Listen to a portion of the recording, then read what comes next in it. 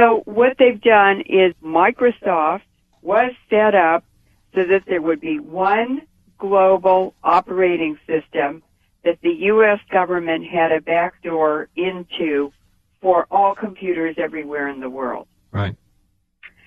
Then they set up Google as a search engine, and let's just look at the background of the two guys who supposedly set it up.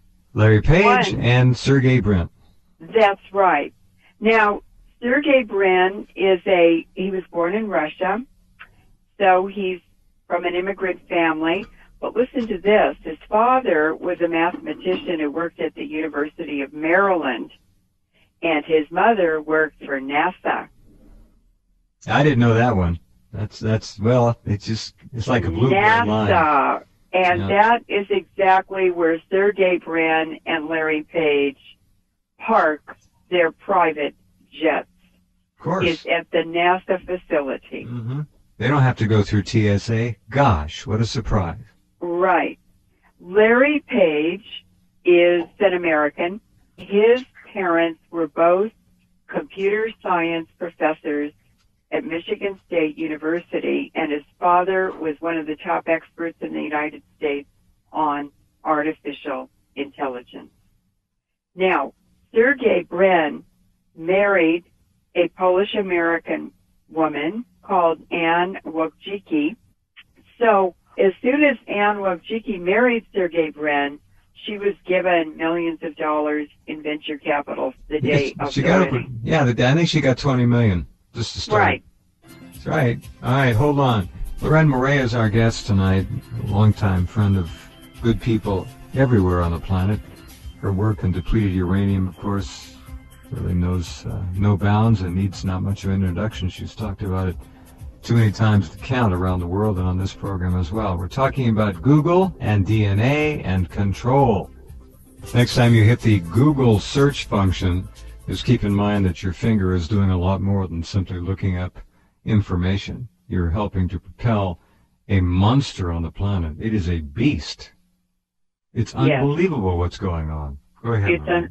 It's unbelievable. And what I want to emphasize is that Google, Microsoft, Facebook, and the social networking websites, all of them. eBay, Skype, Google Mail, Yahoo Mail, PayPal, these are all the same entity. They're all integrated. They get bought and sold and traded around. These are all U.S. Navy and military operations. Now, I know a physicist who told me that they were tracking people in the lab by the electromagnetic frequency emitted by individuals' DNA. In other words, every living thing is an antenna that transmits and receives. We're an electrical system, and the DNA in every living thing has a unique frequency and signal. That is what they're using, what they're focusing on, and what they're weaponizing to completely control us. The DNA Human Genome Project was carried out at the Lawrence Berkeley National Lab, where I was a staff scientist for 5 years. But the Lawrence Livermore Lab, Los Alamos National Lab, these are all nuclear weapons labs, were also involved. That means the military, because the nuclear weapons labs exist for the Pentagon, and the Pentagon exists for the oil companies. So, the Human Genome Project was set up and well-funded to experiment and to research and to describe the human genome. Now, how would they use that? Well, what we know about Google is that they are doing DNA surveys from space. This would be NASA and the Navy. NASA is run by the Navy. They have been tracking and identifying isolated populations, for instance, in the Amazon, who have never had contact with Western people. these are villages of isolated people who are still living their traditional hunter-gatherer lives. Right. And they've never seen a Westerner. That's not just humans. They are also doing a global species survey. And I've been tracking this for 2 years and noticed that many new species are being discovered, and it seems to be on a grid system. So they're doing a survey from space, and they went down the west coast of South America and then came up the east coast, and now they're in Southeast Asia. And if you watch in the news, about once a week they come up with a new article and photos on new species they've discovered. This is part of the United Nations Agenda 21 program, which is to identify all species and to do a complete global inventory of humans and animals. And what David Rockefeller has said about Agenda 21 is that in the end, we're going to have a chip on every person, and they will only be allowed to take out of the system what they put into it.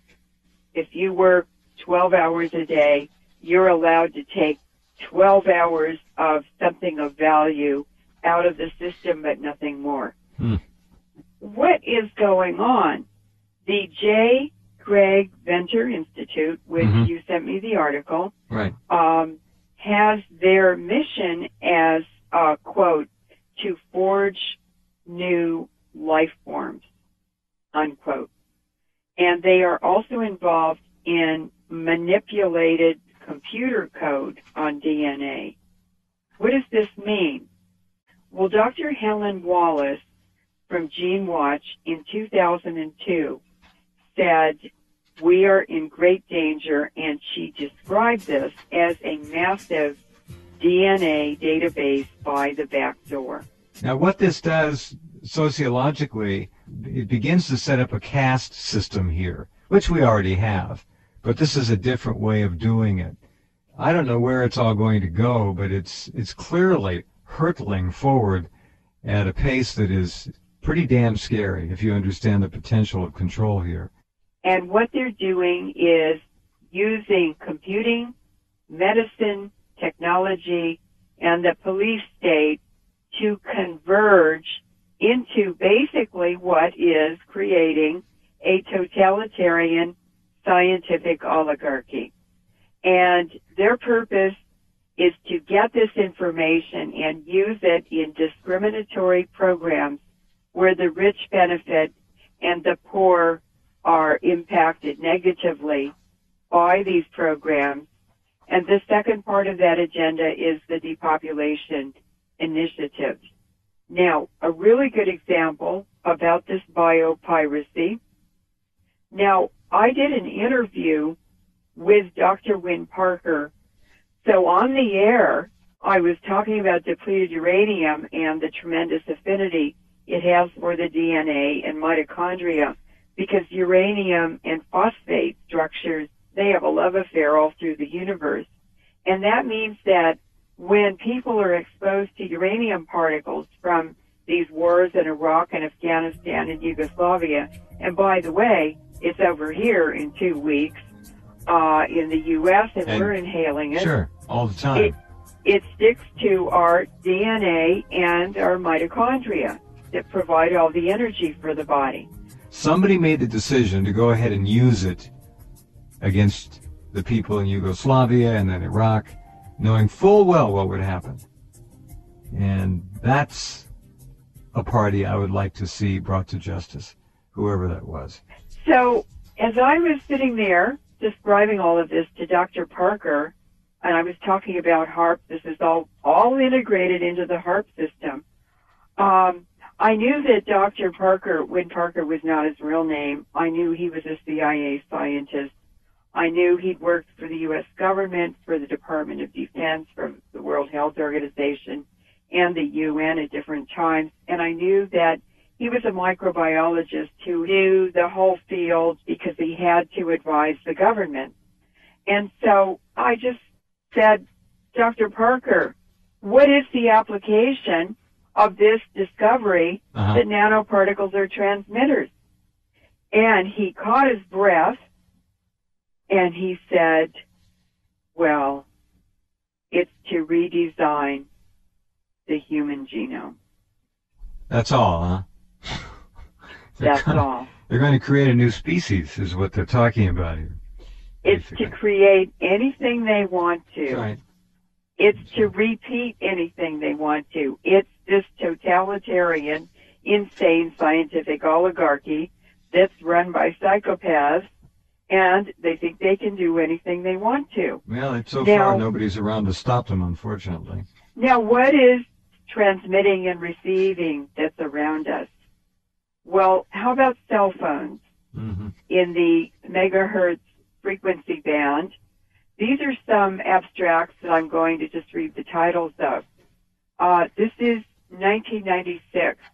Single and double strand DNA breaks in rat brain cells after acute exposure to radio frequency electromagnetic radiation. And they used the cell phone frequencies. DNA strand breaks in rat brain cells. So they're talking about sterility, about cancer, and about altering people's behavior. And the airport scanners are doing the same thing. Wouldn't surprise me. I'm amazed that there's very little attention being paid to the electric grid. And as all of you listening know, it is surrounding you and everybody you know 24 hours a day. Your home, your office, it doesn't matter. It's called wiring in your walls. And that 60 hertz electric service that you rely on to power your goodies can also be used to carry any kind of telecommunication business you can imagine, and I would submit mind and behavior altering and control platforms as well. It's all doable. It's very simple to do because we are electrical systems and we transmit and receive just like any other antenna. We're electrical first and chemical second. We are electric beings. That's right. And a lot of this was described in the 1930s in the lectures that Bertrand Russell gave at Oxford University. And I would like to read a paragraph, if that's okay. Yeah, we have 3 minutes, so you have to hurry. Okay. A totalitarian government with a scientific bent might do things that to us would seem horrifying. The Nazis were more scientific than the present rulers of Russia and were more inclined to the atrocities that I have in mind. If they had survived, they would probably have soon taken to scientific breeding. Any nation which adopts this practice will, within a generation, secure great military advantages. The system, one may surmise, will be something like this, except possibly in the governing aristocracy. All but 5% of males and 30% of females will be sterilized. The 30% of females will be expected to spend the years from 18 to 40 in reproduction in order to secure adequate cannon fodder. As a rule, artificial insemination will be preferred to the natural method. The unsterilized, if they desire the pleasures of love, will usually have to seek them with sterilized partners. In other words, Jeff, Bertrand Russell's message is that wild reproduction is no longer an option. Yeah. So basically, they have unlimited budgets. They have an unlimited scientific body in universities to do all this research. And today, over 50% of scientific research money in universities comes from the Pentagon.